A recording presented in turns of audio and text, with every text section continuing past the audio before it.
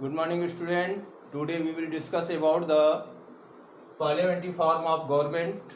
आज मैं आपको parliamentary form of government के बारे में डिस्कस करेंगे। तो what is parliamentary form of government? Parliamentary form of government क्या है? What is parliamentary form of government? Parliamentary form of government वो गवर्नमेंट होती है जो पार्लियामेंट के द्वारा चलाई जाती है। ऐसी गवर्नमेंट जो पार्लियामेंट के द्वारा चलाई जाती है या सरकार द्वारा चलाई जाती है, ऐसी गवर्नमेंट को पार्लियामेंट्री फॉर्म ऑफ गवर्नमेंट कहते हैं। अब पार्लियामेंट्री फॉर्म ऑफ गवर्नमेंट कैसे बनती है? पार्लियामेंट्री फॉर्म ऑफ गवर्नमेंट को हिंदी में संसदात्मक शासन प्रणाली कहते हैं।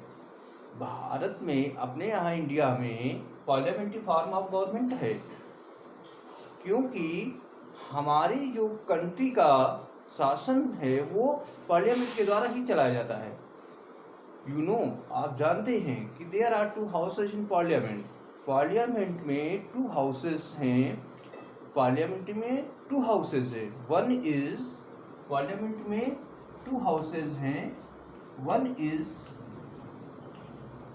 एग्जीक्यूटिव यानी कार्यपालिका एंड व्यवस्थापिका लेजिस्लेचर, यानी 2 हाउसेस हैं। और ये फॉर्मेशन ऑफ लॉ, ये लॉ को फॉर्मेशन का कार्य करते हैं। और वो सारे लॉज जो होते हैं वो हमारी कंट्री में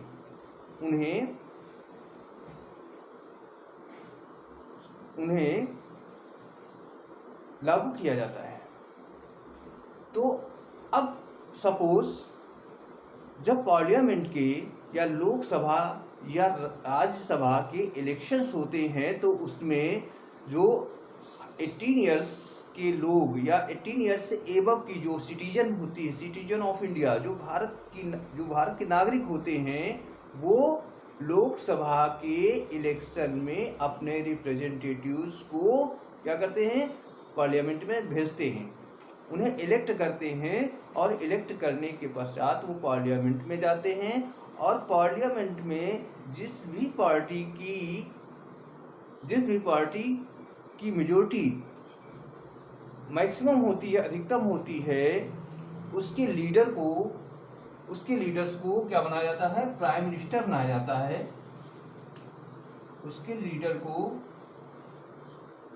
प्राइम मिनिस्टर बनाया जाता है। और जो अन्य लीडर्स होते हैं उनको मेंबर ऑफ पार्लियामेंट बना दिया जाता है।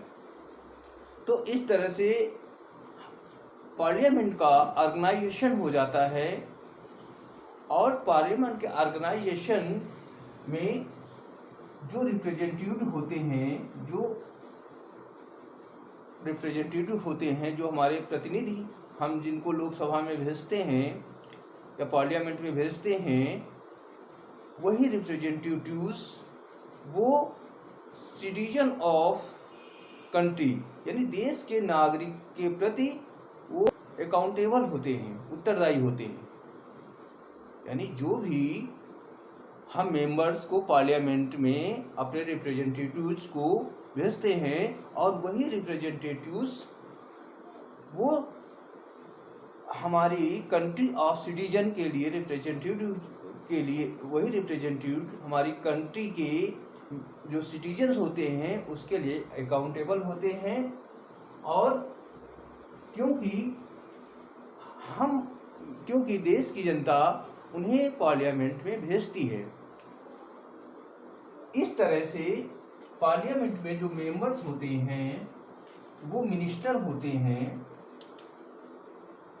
पार्लियामेंट में जो अदर होते हैं वो मिनिस्टर्स होते हैं। तो मिनिस्टर में भी 3 तरह के मिनिस्टर हैं, जिनको ए ग्रेड के मिनिस्टर कहते हैं, बी ग्रेड और सी ग्रेड।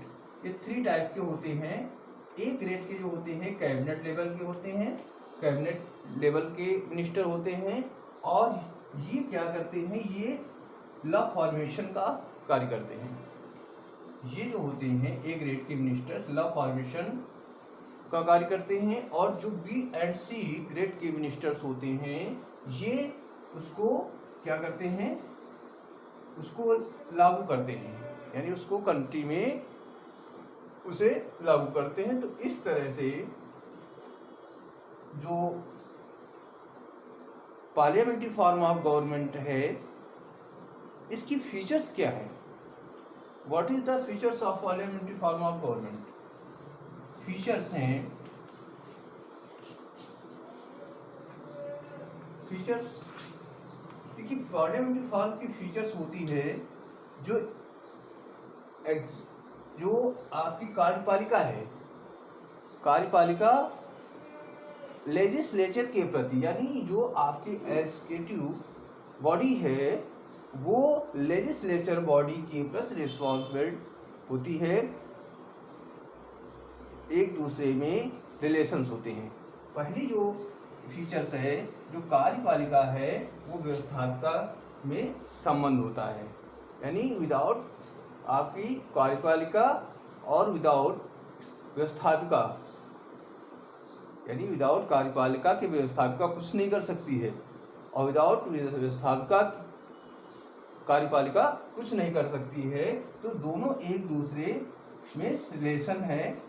दूसरी इनकी है जो पार्लियामेंट्री फॉर्म ऑफ गवर्नमेंट की, कि इसमें जो अकाउंटेबिलिटी रहती है, यानी उत्तरदायित्व की भावना रहती है, यानी जो भी हम रिप्रेजेंटेटिव्स पार्लियामेंट में भेजते हैं वो सारे रिप्रेजेंटेटिव्स वो देश की जनता के प्रति उत्तरदायी होते हैं। इसलिए उत्तरदायी होते हैं क्योंकि जनता उन्हें इलेक्ट करके पार्लियामेंट में भेजा है।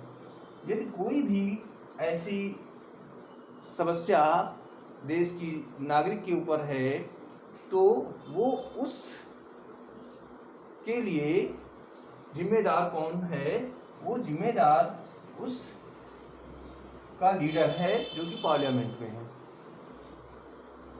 तो इस तरह से जो संस्थात्मक शासन व्यवस्था है वो हमारे देश में है। और इसकी जो तीसरी जो फीचर है वो है डायरेक्ट या इनडायरेक्ट रूप में। डायरेक्ट यानी डायरेक्ट रोल प्ले होता है जो एडल्ट का, यानी डायरेक्ट जो इलेक्शंस होते हैं वो एडल्ट के द्वारा डायरेक्ट अपने रिप्रेजेंटेटिव्स को इलेक्ट किया जाता है। तो ये इसकी एक फीचर है।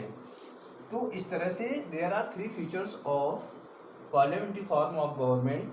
One is relationship between executive and legislature assembly, दोनों में रिलेशन है।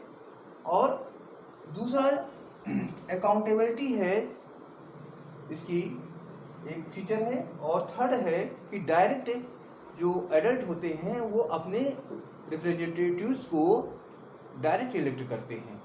तो इस तरह से features of parliamentary form of government है। इट इज, और ये क्या डेमोक्रेटिक कंट्री में ही ऐसा सिस्टम है? डेमोक्रेटिक कंट्री में ही एक ऐसा, क्योंकि अगर हमारे जो वर्ल्ड में 2 तरह की व्यवस्था है, 2 तरह के सिस्टम है। One is democratic system and second is autocracy system. तो जो पार्लियामेंट्री फॉर्म ऑफ गवर्नमेंट है वो डेमोक्रेटिक सिस्टम में ही है, क्योंकि डेमोक्रेटिक सिस्टम में जनता जो होती है वो अपने रिप्रेजेंटेटिव्स को इलेक्ट करती है। तो यहाँ पे, और जब वो लीडर्स जनता के अकॉर्डिंग अगर वो शासन प्रशासन नहीं चला रहे होते हैं तो उन्हें जनता के प्रति जवाबदेही होती है, अकाउंटेबिलिटी होती है। तो ये जो व्यवस्था है वो सिर्फ डेमोक्रेटिक फॉर्म ऑफ गवर्नमेंट में ही है।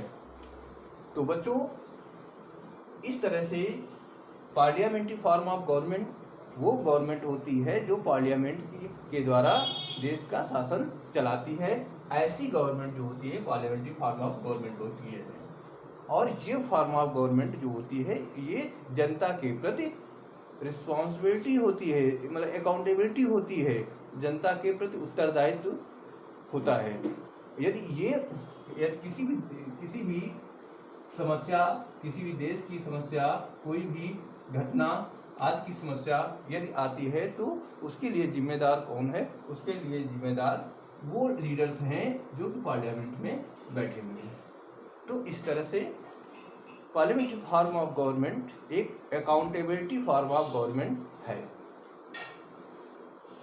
ओके, तो इस तरह से इसमें parliamentary form of government and their features से रिलेटेड क्वेश्चंस होंगे जो कि आपको लिखना होगा। जय हिंद।